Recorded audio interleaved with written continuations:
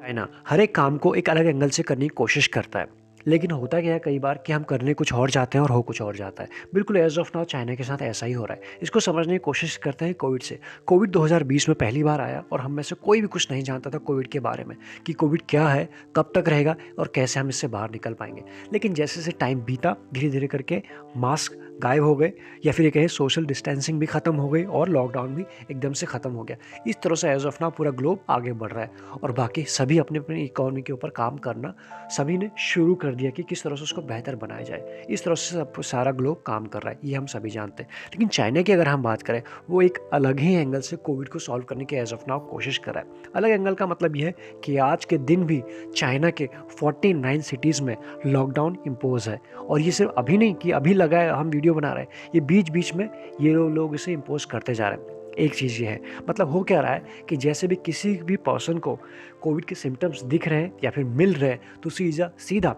उस इलाके को सीज कर दिया जा रहा है एंड आइसोलेशन के प्रोसेस को शुरू कर दिया जा रहा है या फिर इम्पोज कर दिया जा रहा है। बिल्कुल वैसा ही जैसे 2020 में जब वैक्सीनेशन नहीं था या फिर कोई नॉलेज नहीं थी, हम पूरी दुनिया जिस तरह से ट्रीट कर रही थी और लॉकडाउन को एकमात्र सॉल्यूशन बता रहे थे, वैसा ही आज के दिन में चाइना इसके साथ डील कर रहा है। अब इसके बहुत सारे परिणाम हैं या फिर कहें नेगेटिव परिणाम। ज़रा सोचिए, कोविड आया 1 साल के लिए और इकोनॉमी की क्या हालत हो गई है ये हम सभी जानते हैं। क्रूड ऑयल की बात करें, करेंसी की बात करें, ले ऑफ की बात करें, इन्फ्लेशन की बात करें, रिसेशन की बात करें या फिर मार्केट्स की बात करें, जिस भी एंगल से आप देखेंगे तो एक चीज़ कॉमन है, नेगेटिविटी सभी जगह। मतलब कोविड कुछ ही टाइम रहा और उसका इम्पैक्ट अभी तक है और कई और साल तक रहने वाला है। ज़रा सोचिए, चाइना आज भी सेम उसी सिचुएशन पर है तो इनके साथ क्या आगे हो सकता है, कुछ हम इस वीडियो में समझने की कोशिश करेंगे। लेकिन इतना आपको समझ में आ रहा है कि वहाँ चल क्या रहा है। आगे अगर समझने की कोशिश करें, एक टाइम था यानी कि अभी की हम बात नहीं कर रहे, जब चाइना जो है ऑलमोस्ट 30% कंट्रीब्यूट करता था किसमें, वर्ल्ड की मैन्युफैक्चरिंग फिगर में, यानी मैन्युफैक्चरिंग जो सेक्टर है वहाँ पर। लेकिन धीरे धीरे ओवर द ईयर की बात करें या फिर एज ऑफ नाउ की बात करें, ये इतना प्रोड्यूस या फिर इतना कंट्रीब्यूट नहीं कर पा रहा मैन्युफैक्चरिंग सेक्टर के अंदर फिगर में। जहाँ हम बात करें यहाँ पर इसको प्रॉब्लम हो रही है। डेफिनेटली हमने जैसी बात की है, करने कुछ और जाते हैं, हो कुछ और जाता है। चाइना के साथ कुछ वैसा ही हो रहा है और बिजनेसेस जो कोई भी इकॉनमी डेवलप होती है अब वहाँ के बिजनेस से होता है एंड उसमें कई सारे रोल अप्लाई होते हैं, यानी गवर्नमेंट की अप्रूवल होता है, एफडीए होता है, नए नए बिजनेसेस आते हैं। तो ऐसे में क्या है कि अब चाइना से कुछ बिजनेसेस जो है वो बाहर जाने लग गए इन्हीं के वजह से। ज़रा आप सोचिए, हम 2020 में ही हैं चाइना में अभी, और आपकी कोई मॉल होती, आपकी कोई शॉप होती छोटी सी भी, या आपकी कोई बिजनेस होती, उतने लंबे टाइम से अभी तक आप बिजनेस नहीं कर पा रहे। तो आप क्या करते, किस तरह से अपने शॉप को चलाते, किस तरह से परिवार को चलाते, या फिर ये सोचते काम करते हैं वहाँ चले जाते हैं जहाँ पर एज ऑफ नाउ सिचुएशन थोड़ा नॉर्मल है और हम अपने बिजनेस को कर सकें और बाकी उसके बाद बाकी अपनी जो ज़रूरतें हैं उनको पूरा कर सकते हैं। एक जनरल पर्सन इसी तरह से सोचेगा। यही एक रीज़न चला कि बिजनेस धीरे धीरे चाइना से बाहर जाने शुरू हो चुके हैं। इतना ही समझा अभी तक आपने, और समझते इसको डीप में। एक सेकेंड। और ग्लोबल लेवल पर अगर इसको समझने की कोशिश करें, चाइना सिर्फ अकेला कंट्री है एज ऑफ नाउ जो लॉकडाउन को एकमात्र सॉल्यूशन बता रहा है, या फिर ये कहें जहाँ पे दवाई आ गई है, बूस्टर डोज आ चुके हैं, सभी लोग वैक्सीनेट हो चुके हैं, उसके बाद भी इस तरह के ये यहाँ पर काम चल रहा है। लोग हो चुके हैं परेशान। अब परेशान, जब लोग परेशान होते हैं तो डेफिनेटली कुछ करते हैं, वो हम इस वीडियो में समझेंगे कि लोग क्या कर रहे हैं, किस तरह से एज ऑफ नाउ ट्रीट कर रहे हैं और इकोनॉमी पर किस तरह से वहाँ का इम्पैक्ट पड़ रहा है। लेकिन ज़रा इसको सोचिए कि वहाँ चल क्या रहा है कि 2022 में भी 2020 जैसी जो कंडीशन है वो अप्लाई हो रही है। यानी कि स्कूल की बात करें, ऑफिस की बात करें, पार्क, एवरीथिंग सब बंद हो चुके हैं, लॉकडाउन लग चुका है, आइसोलेशन चल रहा है, मास टेस्टिंग चल रहा है। वैसा ही माहौल अभी तक है और लोग डरे हुए हैं। एंड उसके आगे समझिए, ये सब तब है जब पूरे ग्लोब के पास वैक्सीनेशन है ही नहीं, सब वैक्सीनेट भी हो चुके हैं। इतना आप समझिए। आगे अगर इसको समझने की कोशिश करें यहाँ से, तो करंट सिचुएशन को देखते हुए अमेरिकन चैम्बर ऑफ कॉमर्स ने एक स्टडी की। स्टडी कहाँ किया 307 जो बिजनेस है, 307 बिजनेस जो चाइना में चल रहे हैं या फिर काम कर रहे हैं, उनके सीईओ से पूछा कि आप फ्यूचर जो यहाँ से करंट सिनेरियो को देखते हुए आप फ्यूचर प्रोस्पेक्ट आपके लिए क्या दिख रहा है, आप कैसे देखते हैं नेक्स्ट 5 साल की अगर हम बात करें, तो उनमें से ओनली 55% को ये लगा कि यहाँ से पॉजिटिव है, ऑप्टिमिस्टिक उनका व्यू बना। बाकी जो रिमेनिंग बचते हैं 45 के आसपास नेगेटिव है। अब बहुत सारे लोग कहेंगे तो कोई भी बात नहीं, हर चीज़ में दो मत होते हैं, दो सिचुएशन होते हैं, कुछ लोग पॉजिटिव कुछ लोग नेगेटिव। ज़रा इस चीज़ को आप इस चीज़ के ऊपर आप ध्यान लगाइए। जो 45 ये परसेंटेज जो एज ऑफ नेगेटिव है ये सबसे लोएस्ट है। मतलब कहने का मतलब है अगर ये सेम रिसर्च आप ड्यूरिंग कोविड कराते ना, उस टाइम 45% जो लोग थे वो नेगेटिव नहीं थे, उससे ज़्यादा थे। मतलब अभी ज़्यादा लोग नेगेटिव हैं ड्यूरिंग कोविड या फिर प्री कोविड लोग इतने नेगेटिव बिल्कुल नहीं थे। क्यों ऐसा हो रहा था? कोविड जब आया तो पहली बार आया, सबके लिए पहली बार आया, सबकी इकॉनमी नीचे गई और धीरे से करके सभी जानते थे एक टाइम के बाद हम धीरे ऊपर आ जाएंगे। तो हुआ क्या, सब नीचे गए एंड बाकी इकॉनमी सब ऊपर आने शुरू हो गए। लेकिन चाइना का क्या हाल है, वो तो सिचुएशन वही है। तो इसलिए आप समझ पा रहे होंगे कि क्यों 45 लोग नेगेटिव हैं, और ये ज़्यादा एक चिंता का विषय या फिर ये कहें स्टडी का एक रिजल्ट है। ये ज़्यादा खतरनाक है अगर हम कंपेयर करें कोविड के टाइम से। इतना आप समझ गए। अब ये एक रीज़न है, ये सीईओज़ की तरफ से जो उनकी थिंकिंग निकल के आ रही है ये वैसा है। आप समझ लेते हैं कंपनीज कैसे बिहेव कर रही हैं वहाँ। कंपनीज तक हम जंप करें, एक रिसर्च अभी हमने जस्ट पढ़ी कि किस तरह से सीईओज़ का जो बयान निकल के आ रहा है या फिर उनकी थिंकिंग है नेक्स्ट 5 साल के लिए। दूसरी रिसर्च की हम बात कर लेते हैं। According to transport economic form, इसके अकॉर्डिंग अगर हम बात करें, जो चाइना का जो शेयर है ग्लोबल एक्सपोर्ट की हम बात कर रहे हैं इससे हर एक चीज़ को, चाइना का जो शेयर है ग्लोबल एक्सपोर्ट में ये ऑलरेडी कम होना शुरू हो चुका है, फिर कम हो चुका है।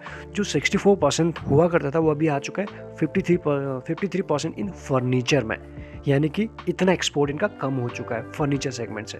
दूसरे सेगमेंट की बात करें क्लोथिंग, यहाँ से 41 से 37 हो चुका है। ये है कुछ सालों का इनका आंकड़ा, और इसी तरह से अगर काम करते रहे, प्लस इसी तरह से जो सिचुएशन बनी हुई है, और प्लस जो सीईओज़ का जो आई थिंक आप समझ रहे हो इन चीज़ों को अगर आप जोड़ेंगे तो ऑलरेडी इनके लिए या फिर चाइना की इकॉनमी के लिए थोड़ी सी और प्रॉब्लम क्रिएट हो सकती है। इतना तो आपको समझ में आ ही रहा होगा।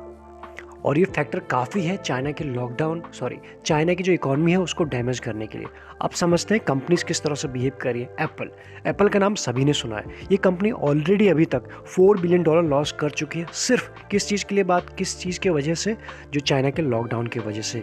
लॉकडाउन रहा तो उसकी वजह से सेल्स इम्पैक्ट हुई है, जो आईपैड, मैक, इन सभी के सेल्स इम्पैक्ट हुई है। उसके वजह से $4 बिलियन अभी तक ये कहें आप लॉस कर चुके हैं। आगे और समझिए।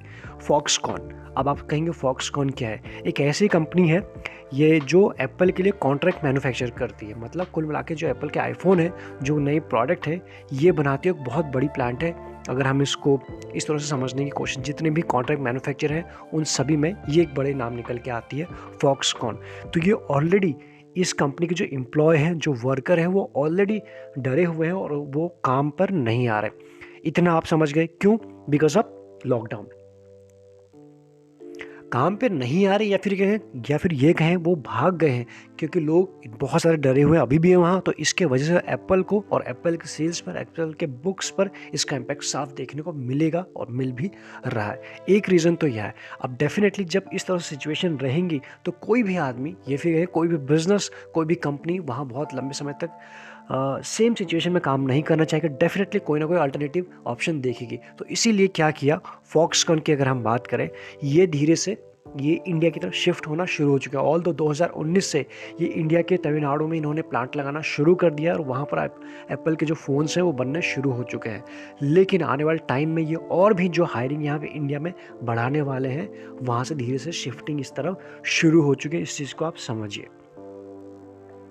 जब वर्कर ही नहीं आ रहे तो फॉक्सकॉन के को जो नए जो मॉडल्स बनाने थे, iPhone 14 pro and pro max, तो वो भी उस चीज़ के प्रोडक्शन में भी प्रॉब्लम आ रही है। तो इन चीज़ों को सॉल्व के लिए धीरे से इंडिया की तरफ शिफ्ट हो रहे हैं। और आने वाले टाइम में as per the research, Tamil Nadu या फिर और भी इंडिया के जो स्टेट्स हैं वहाँ पर नियर तमिलनाडु, वहाँ ही अपने प्लांट को बढ़ाने वाले हैं, या फिर कहें वर्कर को बढ़ाने वाले हैं। इस चीज़ को आप समझिए। As of now Foxconn China की बात करें 2 लाख के आसपास एम्प्लॉय वहाँ काम करता है। लेकिन इंडिया की बात करें एज ऑफ नाउ बहुत कम है। अगर ये आने वाले टाइम में इसको बढ़ाते हैं फिर भी 2 लाख के आसपास नहीं पहुँच रहे। लेकिन लेट्स सी किस तरह से आगे काम होता है। एटलीस्ट कोई तो चीज़ इंडिया की तरफ आई जो इंडिया के लिए पॉजिटिव न्यूज़ हो सकती है। ये तो इंडिया की पॉजिटिव हुई। नेगेटिविटी किसके लिए हो रही है? चाइना के लिए। दूसरी कौन सी कंपनीज हैं जो शिफ्ट कर रही हैं, ये देख लेते हैं। एप्पल के अलावा दुनिया की जो बड़ी कंपनीज़ हैं, एप्पल तो आप समझ गए एप्पल किस तरह से इंडिया की तरफ मूव कर रहा है। गूगल एक्सपेक्ट कर रहा है टू मूव सम अदर जो अदर कंट्रीज़ में अपनी मैन्युफैक्चरिंग यूनिट है, कहाँ? वियतनाम में। माइक्रोसॉफ्ट की बात करें, ऑलरेडी जो मैन्युफैक्चरिंग है इसको भी ये लोग शिफ्टिंग की तरफ ध्यान दे रहे हैं। किस तरफ? वियतनाम में अगेन। एंड अमेजोन की अगर हम बात करें, ये भी शिफ्ट कर रहे हैं। तो ये दुनिया की जो दिग्गज कंपनीज हैं, 4 आपके सामने, Apple, Google, Microsoft and Amazon, ये सभी अल्टरनेटिव ढूंढना शुरू कर रहे हैं। और इसका रीज़न क्या है? चाइना की करंट सिचुएशन। और सिचुएशन सभी के पास आई थी, लेकिन सभी सिचुएशन से बाहर निकल के चाइना उसी लेवल के आसपास है। कोई भी कंपनी, कोई भी कंट्री इतने लंबे चीज़ों को झेलेगी नहीं। डेफिनेटली हर कोई नया सोल्यूशन ढूंढेंगी और ये वही कर रहे हैं। इसके आगे अगर हम बात करें नमूरा का नाम आपने सुना होगा। एंड नमूरा के रिसर्च के अकॉर्डिंग अगर हम बात करें, 56 कंपनीज अपने प्रोडक्शन को रिलोकेट कर रही फ्रॉम चाइना से। यानी 56 जो कंपनीज हैं वो दूसरी कंट्रीज़ में भी जा रही है अपनी प्रोडक्शन के लिए। कौन कौन सी कंट्रीज़ में जा रहे हैं वो अगर हम देखने की कोशिश करें, इस 56 कंपनीज को ब्रेक करें, 2 कंपनीज गई हैं इंडोनेशिया में, 11 ताइवान में, 8 है थाईलैंड की तरफ, और बाकी जो रिमेनिंग है 26 गए हैं वियतनाम, जहाँ पर हमने देखे बड़ी बड़ी कंपनीज, गूगल की बात करें, माइक्रोसॉफ्ट की बात करें, अदर, ये सब इस तरफ मूव किए हैं। लेकिन इस 56 में इंडिया में कितनी हैं? ओनली 3 कंपनियाँ हैं। तो बहुत ज़्यादा अभी इंडिया की तरफ अभी भी ये कहें, इंडिया अभी भी प्रेफरेंस में बड़ी कंपनीज के नहीं है। यहाँ के अपने रीज़न हो सकते हैं, अपने पॉलिटिकल, यानी इंडिया की हम बात करें, पॉलिटिकल रीज़न हो सकते हैं जिसके वजह से बड़ी कंपनीज नहीं आने सोच रही हैं, या फिर यहाँ के टैक्सेशन प्लान हो सकते हैं। कई सारी चीज़ें हो सकते हैं, रूल्स एंड रेगुलेशन हो सकते हैं बिजनेस करने में। बिजनेस करने के लिए क्या चाहिए? ईज़ ऑफ बिजनेस चाहिए होता है, ease of rules and regulation चाहिए होता है। तो इसलिए जो भी रीज़न हो सकता है वो हम यहाँ पर डिस्कस नहीं कर रहे। लेकिन उस 56 का ब्रेकआउट क्या है, ब्रेकआउट नहीं, ब्रेकअप क्या है, वो आप देख सकते हैं यहाँ पर। तो जब बिजनेसेस ही मूव करने लगे तो किसी भी कंपनी की जो इकोनॉमी है, कंपनी की कहें या फिर कंट्री की कहें, वो स्टेबल नहीं रह सकती। डेफिनेटली कुछ ना कुछ करना पड़ेगा। बट एज ऑफ नाउ जो चाइना कर रहा है वो एकमात्र सॉल्यूशन नहीं हो सकता था, बट वो कर रहा है। तो उसके वजह से कंपनीज जो है मूव होने शुरू हो गया, और इसी की वजह से इकॉनमी पे जो इम्पैक्ट पड़ा है, एक्सपेक्टेड है कि स्ट्रगल की रीच 3% ग्रोथ भी रहेगी 2022 में, यानी कि जो अपने डेकेड के सबसे लोवेस्ट रह सकती है। अब आने वाले टाइम में चाइना किस तरह से इसको रिकवर करता है और किस तरह से नई स्ट्रेटेजीज बनाता है, या फिर करंट सिचुएशन के हिसाब से ही आगे बढ़ता है, वो तो देखने वाली बात होगी। लेकिन अभी क्या चल रहा है, किस तरह से कंपनीज मूव आउट या फिर दूसरे ऑप्शन ढूंढने शुरू कर रहे थे, जो पहले उनकी चाइना पहले प्रेफरेंस थी, अब वहीं से वो लोग शिफ्ट करना शुरू हो चुके हैं। तो ये आप लोगों के लिए जानना ज़रूरी है, और चाइना की इकॉनमी के लिए ये एक नेगेटिव इम्पैक्ट का काम कर ही रही है। तो शॉर्ट में हमने समझा कि चल क्या रहा है चाइना में, किस तरह से वहाँ से कंपनीज मूव हो रही है, और इंडिया में कितनी कंपनीज आ रही है और कौन सी वो कंपनी है। एप्पल तो एक आप समझ गए कि एप्पल ने ऑलरेडी 2019 में आ चुका है, और आने वाले टाइम में और भी कुछ नए हायरिंग करने वाले हैं। लेकिन जितना नए हायरिंग करेंगे वो अभी भी चाइना से कम ही रहेगा। ये 2025 तक का जो as per the news report है वो डेटा रहा है। लेट्स सी आने वाले टाइम में किस तरह से काम करती है। इस वीडियो में इतना ही। बाकी आपकी जो भी राय है कमेंट के थ्रू ज़रूर बताइएगा। Thank you so much.